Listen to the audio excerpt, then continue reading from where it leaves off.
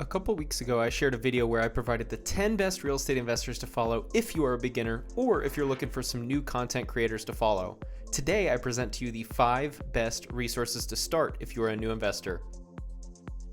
Number 1 is the best resource on the planet for beginning real estate investors, the Bigger Pockets forums. These forums may seem overwhelming at first, but the learning curve is worth the time and effort. Nearly every question you could ever ask has been answered somewhere within the forums. One expert recommendation is to search Google for your real estate question and add Bigger Pockets to the end of your query.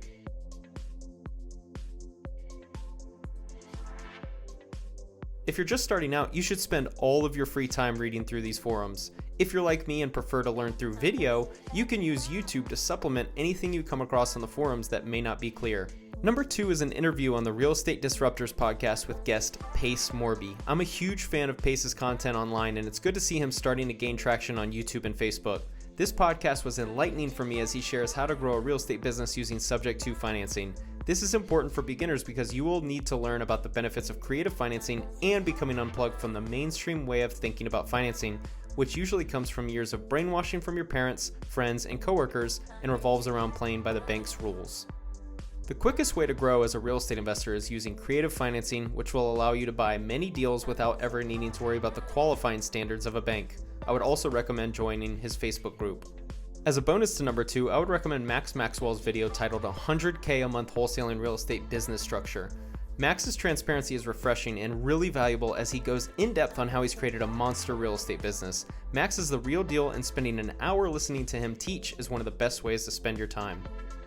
Number 3 is a video of Stephan visiting Matt McKeever in Toronto, Canada to tour Matt's impressive portfolio of student rentals.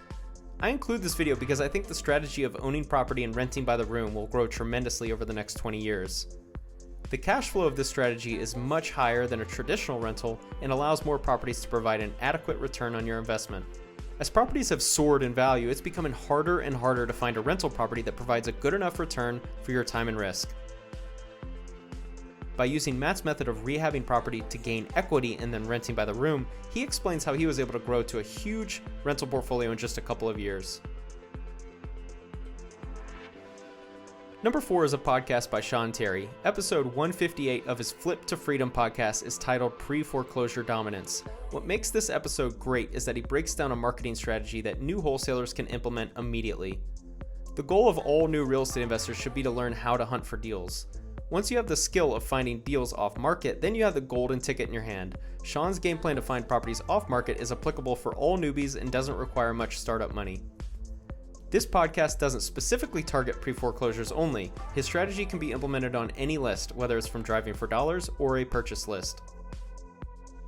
Number 5 is 2 videos by Stephan titled The Best Way to Start Selling Real Estate as a Real Estate Agent 101 and Step by Step How to Make 100K Your First Year as a Real Estate Agent.